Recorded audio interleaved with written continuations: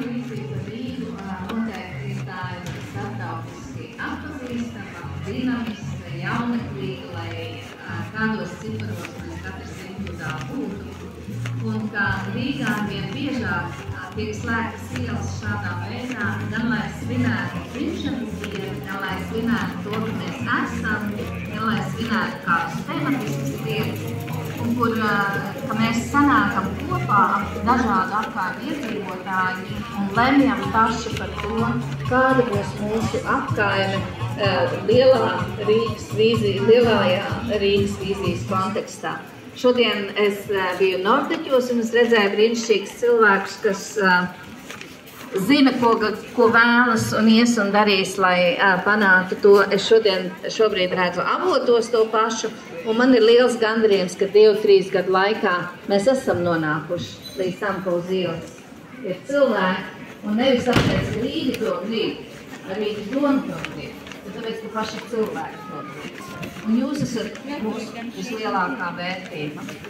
Jebkura apkaime, tad šodien šeit, Avotu apkaime. Paldies, ka jūs esat. Paldies. Paldies par dalību diskusijā. Tagad gaidām par linku, kura gatavojas. Jā.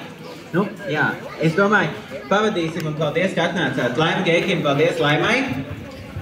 Paldies Kasparam. Paldies Mikam. Jānim. Jā. Tā, mēs varētu šo mūsu skatuves programmu turpināt. Es varētu jūs pavisam īsti iepazīstināt ar to, kas mūs šodien šeit uz lielās skatuves sagaida. Afiša ar visu dienas programmu ir arī piestiprināta pie koka Rīgas galvenajām durvīm, tepat uz Lienas ielas.